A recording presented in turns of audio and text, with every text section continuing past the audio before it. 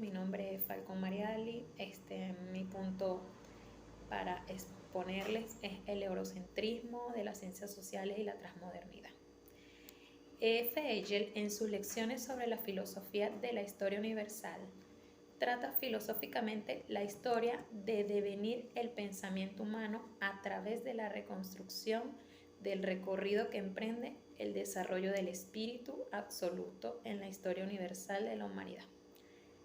En sí, la historia universal es el proceso de la expresión del proceso divino y absoluto del espíritu en sus formas supremas, la serie de bases a través de las cuales el espíritu alcanza su verdad y la conciencia sobre sí mismo.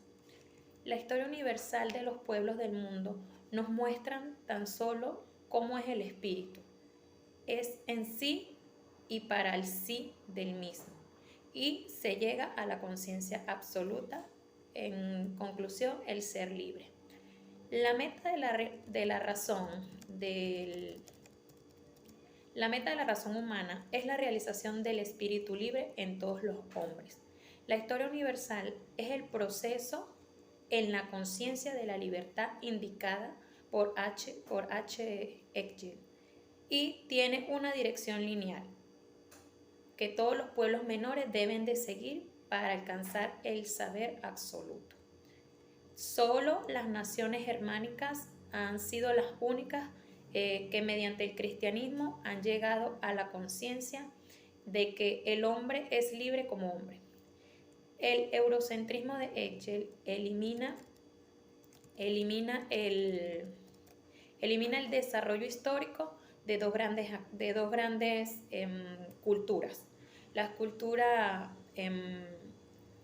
mesoamericana y la inca, de la misma antigüedad que la mesopotámica y la de Egipto, donde ellos no toman ni siquiera en cuenta a África, ya que ellos dicen que no existe el desarrollo de la conciencia libre, mientras que él ve a América del Norte como el futuro de la conciencia libre. Él piensa que el negro no es susceptible a la educación, más que el indígena representa la conciencia natural y salvaje y simboliza en el mismo la escala más baja en la conciencia de la historia universal. En conclusión, podemos decir que el eurocentrismo no es más que la tendencia a considerar a Europa como el centro protagonista de la historia universal. Y ellos creen que solamente es su opinión personal sobre la historia y sobre cómo se ha basado el eurocentrismo, es que ellos son los protagonistas de todo y sin incluir a otras culturas. En la transmodernidad podemos decir que la transmodernidad es el intento de superar el proyecto de modernidad. ¿A qué se refiere esto? Se refiere a que hay un esfuerzo mundial que intenta civilizar, más que todo para poder superar el mismo proyecto ambiguo que era la modernidad, donde había muchos países que quedaban por fuera. Y esto quiere decir que hubieron países donde el proceso colonial y el proceso de la misma cultura, ellos se vieron afectados y sufrieron todo ese tipo de situación. Entonces ellos vieron ese proceso y esas experiencias como capitalista y modernalista. Entonces ya esto parte que negaban sus culturas, le negaban al mundo sus bases filosóficas, históricas y su ciencia social moderna desde la misma experiencia que ellos estaban pasando, donde les negaban el proceso de civilizarse. Bueno, esto es todo. Muchas gracias. Saludos. Le habla la maestrante Jenny Toro de la Maestría en Gerencia y Planificación bajo su proyecto Filosofía de la Ciencia. Les voy a hablar un poco sobre la transmodernidad. Antes de hablarles de este tema, les voy a hablar un poco de la historia del ser pensamiento según Elea. Los poemas del ser en el 2007 eran el cual el ser nunca cambiaba la esencia fundamental.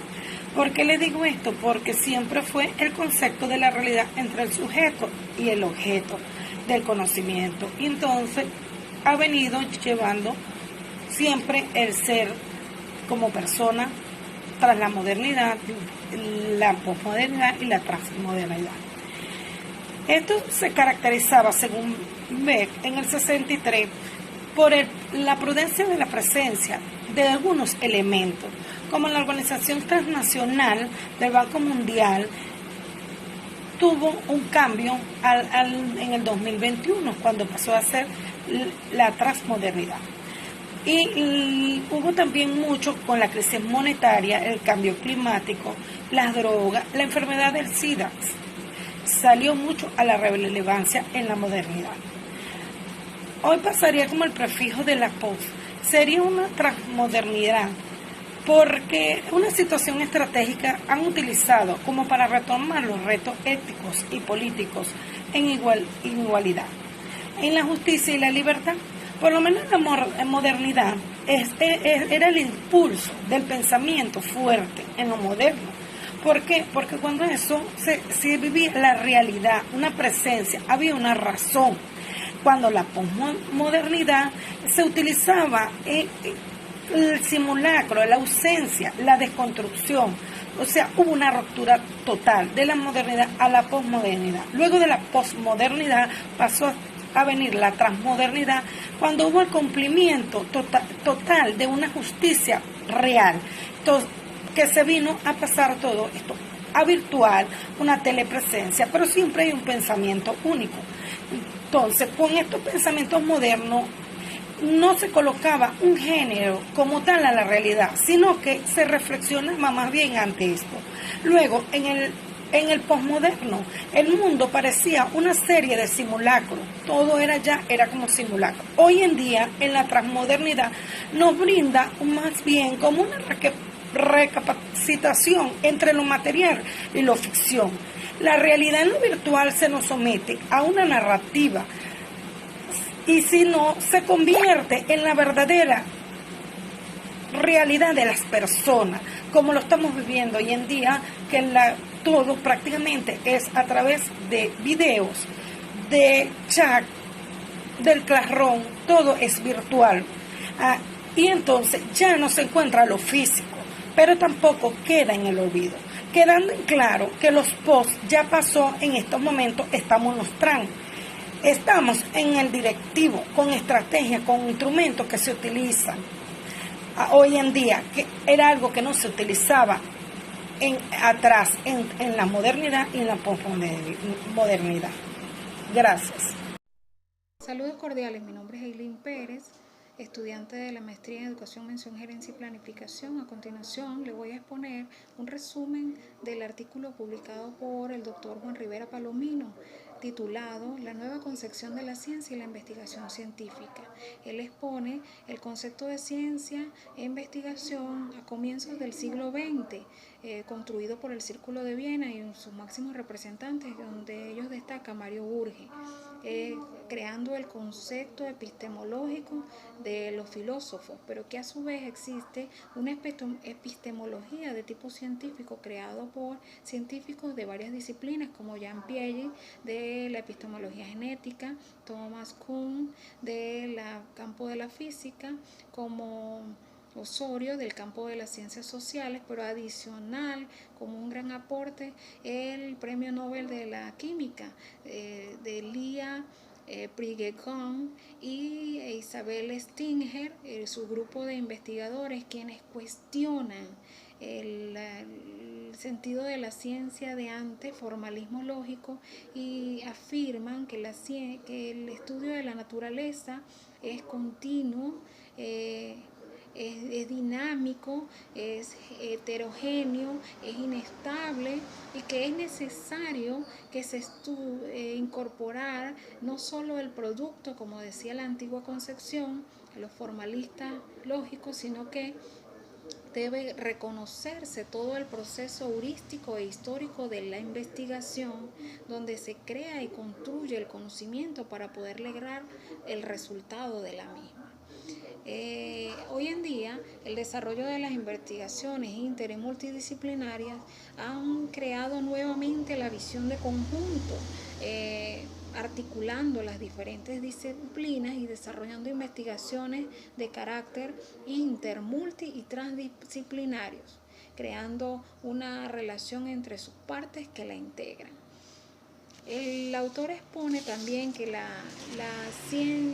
investigación científica y educativa parte de la praxis humana como objeto de investigar y una realidad y buscar transformarla, dándole una solución a la misma, a ese contexto, a esa sociedad, sea naturaleza, sea persona, sea hombre, y que por lo tanto es importante considerar todo ese proceso, además de que cada investigación parte de una necesidad de una persona con diferentes creencias, que tiene paradigmas establecidos, que tiene unos instrumentos metodológicos, y él enfoca que el proceso de investigación debe partir primero un enfoque donde definimos cuál es nuestro objeto de investigación y la totalidad de esa investigación, que debemos ver el punto de partida desde el punto de vista nociológico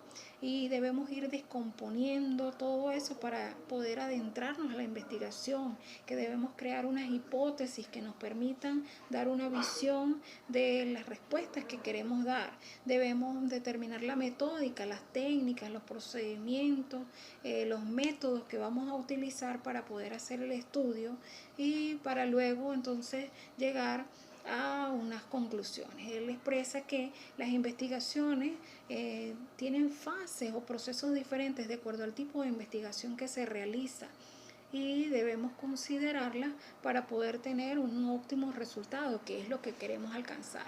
Él dice que no debemos caer en eso de intentar afrontarnos al final con deducciones que no son el resultado de lo que queremos exponer, y que es importante que consideremos conocer el campo de investigación en el que vamos a fundamentarnos, de manera que podamos ser lo mayormente objetivos y dar resultados que sean considerados significativos a nuestro proceso de investigación.